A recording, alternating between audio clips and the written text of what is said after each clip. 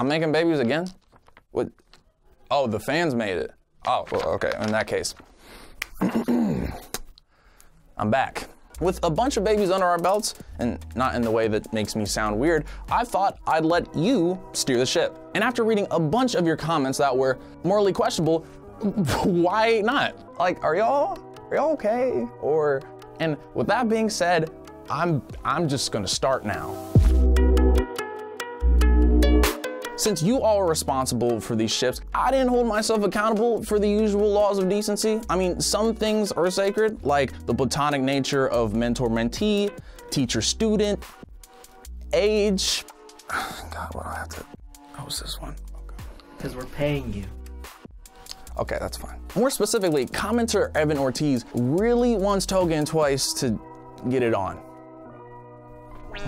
So why not start things off with a ship that is both horrifying and ethically questionable? But full points for creativity to Evan Ortiz, because there is some strange logic to this pairing. So we've got Twice, the clone daddy with an identity crisis, whose quirk basically made him lose his shit. And Toga, the transforming villain with a million faces, with the knife, and the whole blood-eating thing. They're both baddies, so they have that in common, but they also both have quirks that have to do with changing who they are on a fundamental level. So the two baddies had a bad bee, or a bod bee,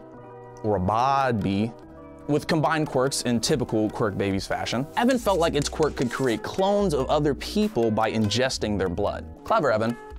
Gross, but clever. Toga's quirk is limited by how much blood she consumes, so this baby might have to consume a lot of blood to make a bunch of clones. God, imagine learning you have to ingest a liter of blood to use your quirk.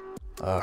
I try to reserve judgment because every baby is special. Aww. But because this one is like a Dracula-ass clone thing, I'm gonna have to reserve my reservations. Next up are two pro heroes that are both growers and showers.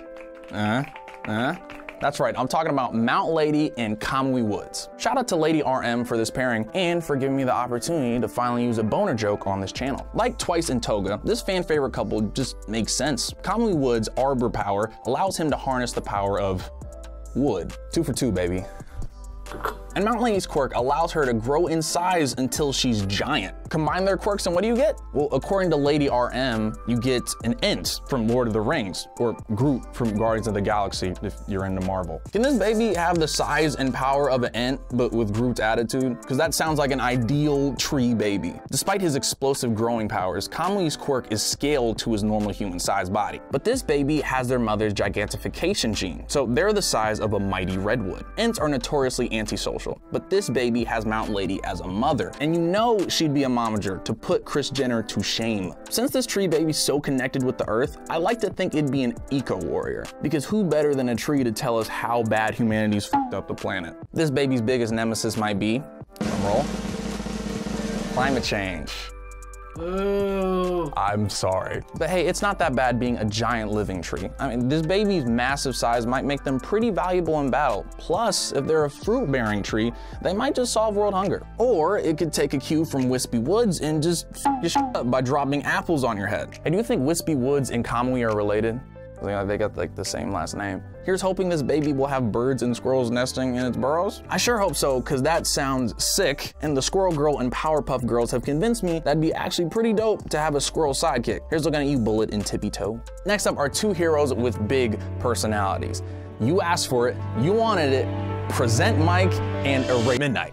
And before you reach through your screens and throttle me, don't worry, Eraser Mike shippers. We're gonna be covering that OTP in the next installment. All right, so let's focus on the ship at hand. Present Mike is the karaoke king who can't shut up. His quirk, Voice, allows him to amplify his voice and create high-pitched sounds, which just makes me feel really sorry for his parents. Midnight's quirk, Somnambulous, may seem like a mismatch, but stay with me here. Midnight emits a scent that can put people to sleep. Present Mike loves to use his quirk to take center stage. Who do we know who loves to rock out but basically puts their fans to sleep? You'll have to go to Kanto to find this baby because they're basically Jigglypuff. Shout out to commenter Shimathani for pointing out this perfect perfect pairing. This baby combines their dad's powerful pipes with their mom's soothing sleep aid. There's nothing like a good lullaby, but it's pretty funny to imagine this baby going through a metal phase, only to find that the louder they scream, the sounder their audience sleeps. Man, this baby has it hard if they want to be an idol, but as a hero, they'd be pretty formidable. If sleepy time is triggered by the sounds they make, they could go on American Idol and put like everyone in the Midwest over 40 years old to sleep. And it would be pretty difficult to raise a child who could just put their parents to sleep whenever they said it was time to turn off the TV. I can imagine Eraserhead stepping in to babysit because that's the only way Present Mike and Midnight are gonna get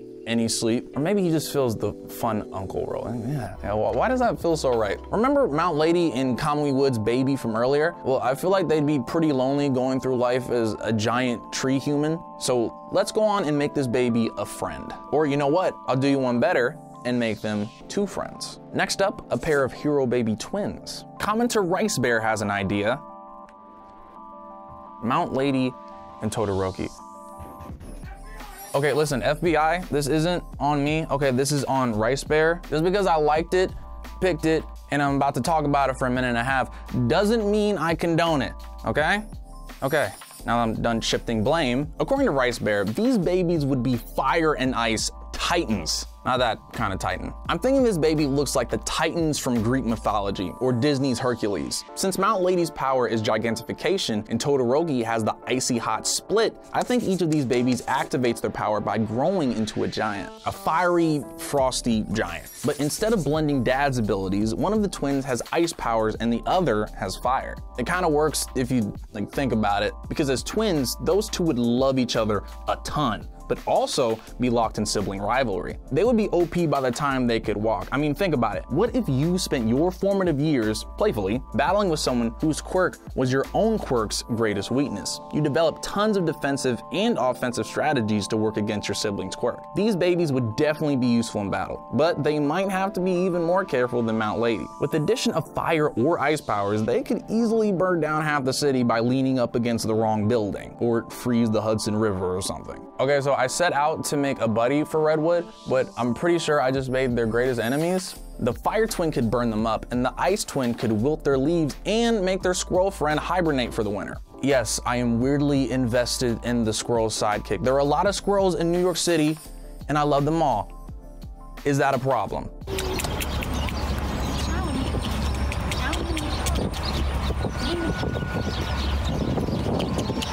So I've been seeing a lot of ridiculously OP babies coming out of the comments, which is fair. Like, if you create any quirk, might as well make it as powerful as possible, and it goes with the world building of the show. You know, the theory that humanity will eventually reach the quirk singularity, the moment when people's quirks are so powerful they can no longer control them. But let's ground ourselves here a little bit. I love Frobby because her quirk is frog. The good old days, right? When someone's quirk is just that they are basically an anamorph. In that vein, let's look at commenter Micah Rowland's suggestion. They match our best girl with the lighter than air cutie Uraraka. The result? A flying squirrel.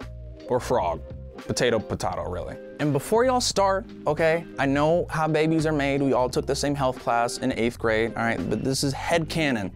Okay, headcanon. Now, this frog doesn't have wings, but it might look something like the real life-flying frog, whose webbed feet help it glide through the air. With the addition of some of Mama Uraraka's anti-grav powers, this frog can take to the skies. So what can a floating frog achieve on the battlefield? Well, think of how useful Froppy is in water, then translate those abilities to everywhere there isn't water. Flying frogs are tree frogs, so this baby is probably more comfortable on land. But if it can swim through the air like Froppy swims through the sea, that'd be pretty dope. Let's hope this baby goes straight from our comments to Horikoshi's ears. He's the quick-tempered hero who has a taste for flair. She's the sweetie pie from 1A. Kacchako lovers, rejoice, your ship has come in. And can I say, I love what Miraculous Corazon has for these two. I can already hear it in the comments. I can't hear you.